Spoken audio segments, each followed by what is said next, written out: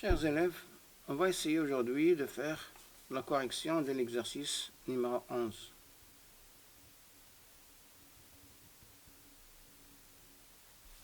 On a un polynôme Px qui est égal à ax au carré plus bx plus c.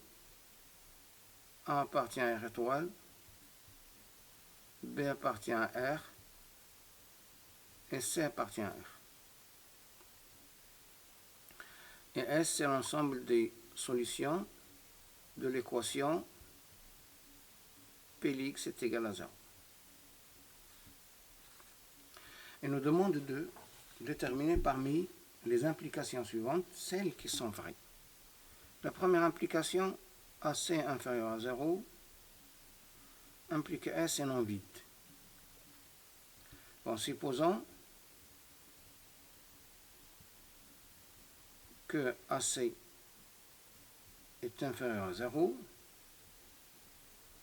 et montrons que S est différent de vide. Alors, AC est inférieur à 0.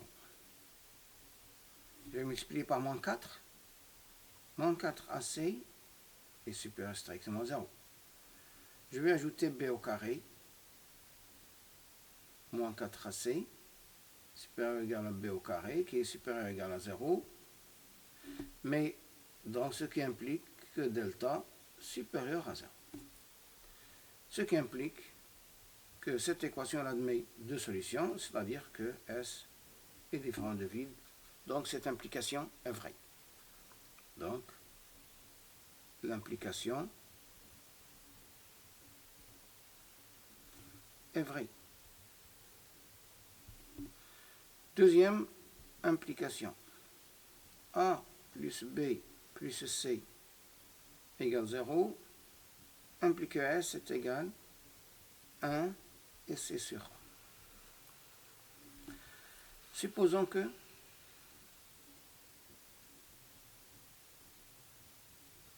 A plus B plus C est égal à 0. Montrons que S est égal à 1 et C sur A. Alors, A plus B plus C égale à 0. Ce qui implique que B est égal à moins A plus C. Ce qui implique que delta est égal à B au carré moins 4AC.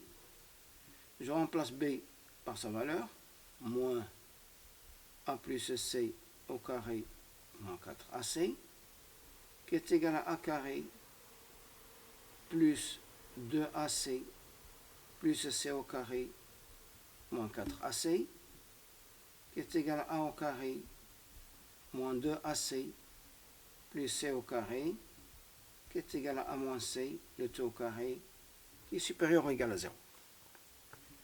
Alors ici, racine carrée de delta, c'est la valeur absolue de A moins C, ou bien A moins C, ou bien moins A moins C. Alors x1, c'est moins B, moins racine carrée de delta, je vais prendre sur A moins C, sur 2A, qui est égal à moins B plus A plus C sur 2A. On a moins B sur 2A, d'après cette égalité, c'est A. C'est C plutôt. Donc c'est C plus C, c'est 2C sur 2A, qui est égal à C sur A.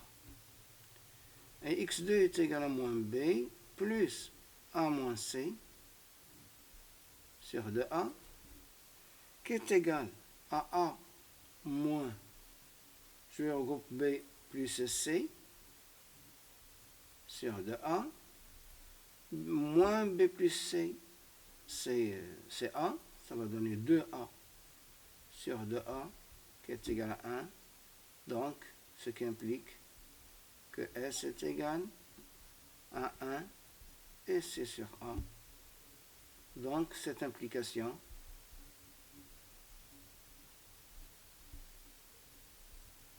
est juste, est vraie.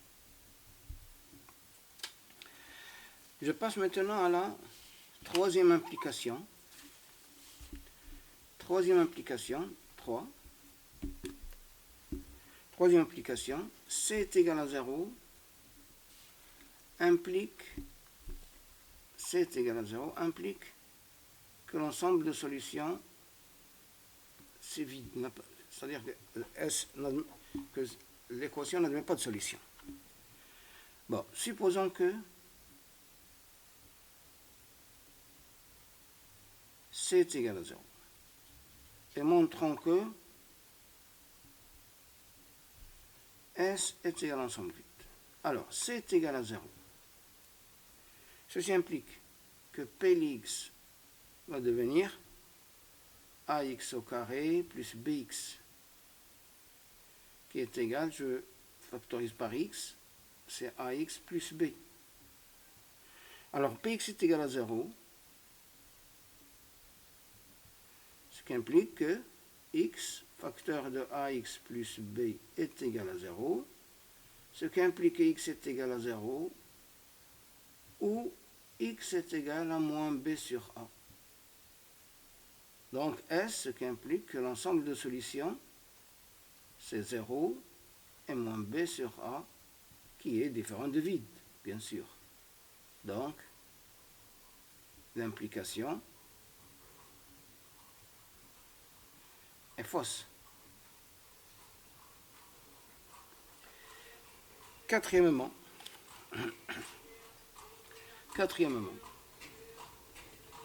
B est égal à A plus C implique que l'ensemble de solutions c'est moins 1 et moins C sur A. Supposons que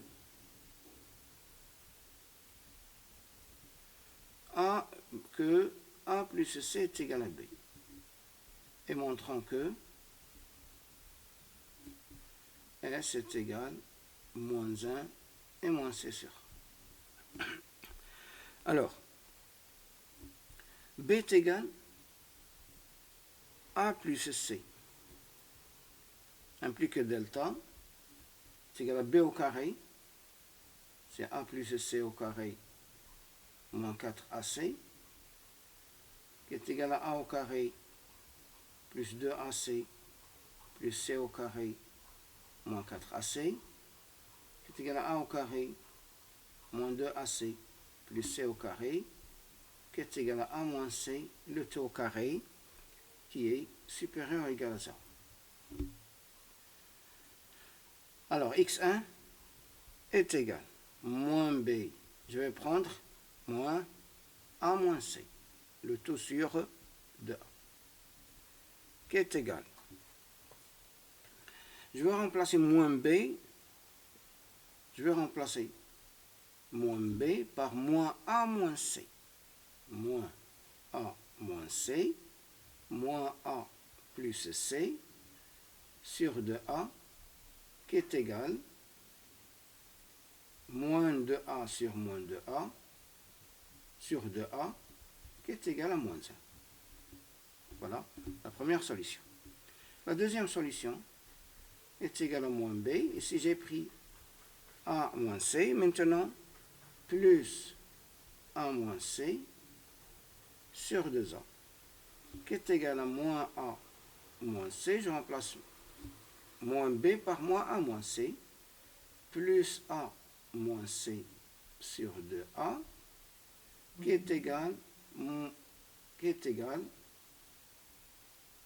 2c sur 2a, qui est égal à moins c sur a, ce qui implique que l'ensemble de solutions, c'est moins 1 et moins c sur a. Donc l'implication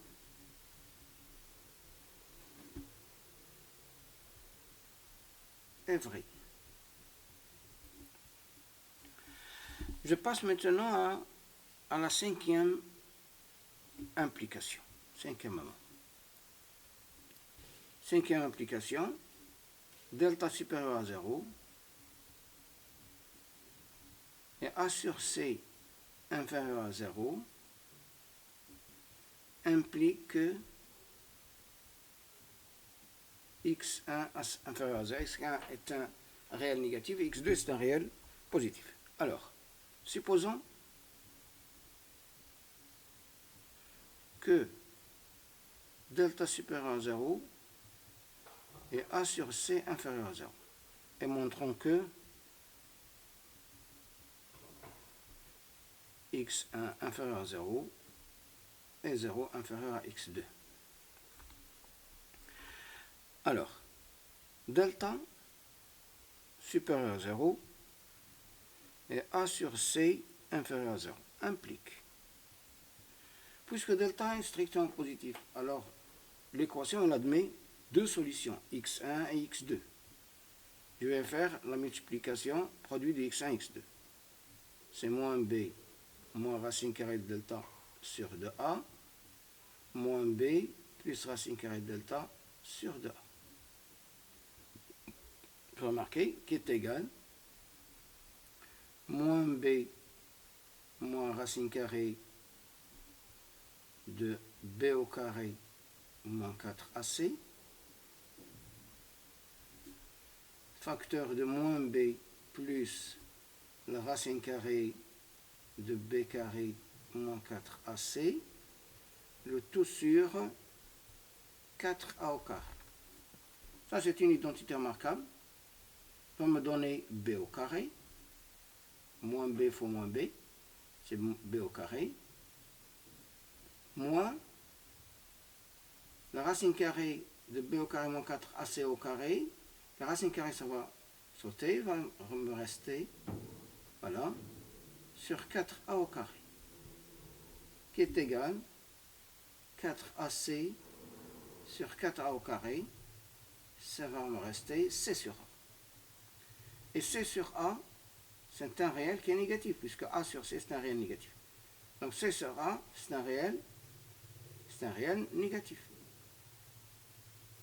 Ça veut dire que x1 et x2, ce qui implique que x1 et x2 ont des signes contraires. Donc, puisque d'après les hypothèses x1, puisque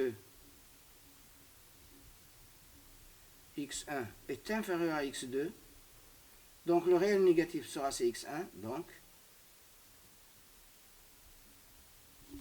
x1 c'est le réel négatif et x2 c'est le réel positif. Donc, l'implication est vraie. Je passe maintenant à la sixième implication. Sixième implication, delta inférieur à 0 implique, quel que soit x appartient à R, P x supérieur à 0. Supposons delta négatif et montrons que quel que soit x appartient à R, P x supérieur à 0. Oh non, puisque delta est négatif.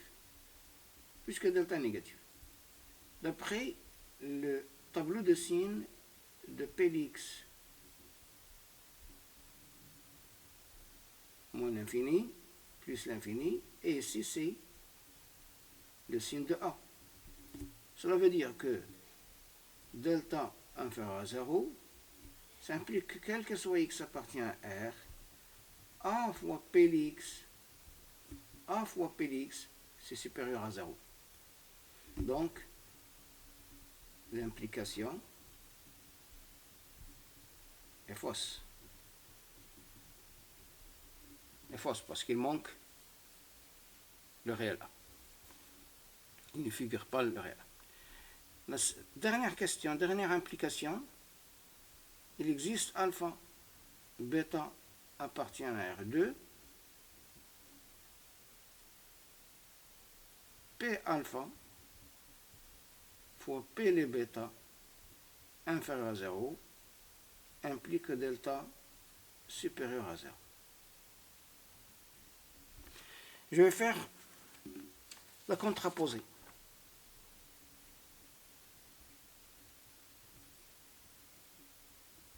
C'est-à-dire, il existe alpha, bêta appartient à R2, delta inférieur ou égal à 0 implique P alpha, P bêta supérieur ou égal à 0. Alors, puisque delta est inférieur ou égal à 0, d'après le tableau de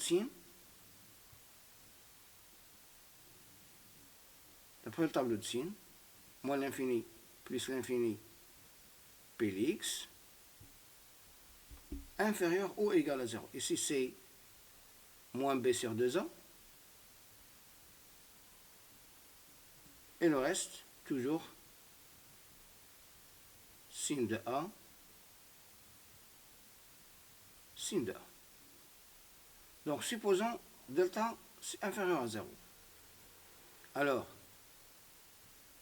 alpha delta inférieur à 0, ce qui implique que A fois P de alpha est supérieur ou égal à 0 et A P de bêta est supérieur ou égal à 0. Ce qui implique, si je fais là le produit, A au carré P alpha fois P bêta est supérieur ou égal à 0. Puisque A au carré est positif, ça va me rester P alpha fois P de bêta est supérieur ou égal à 0. Donc, il existe alpha bêta appartient à R2. Delta inférieur ou égal à 0 implique P alpha fois P bêta supérieur ou égal à 0 est vrai. Donc, l'implication demandée est vraie aussi. Donc, il existe alpha bêta appartient à R2. P alpha fois P bêta inférieur à 0 implique delta supérieur à 0 est vrai. Et voilà pour l'exercice numéro 11. Merci.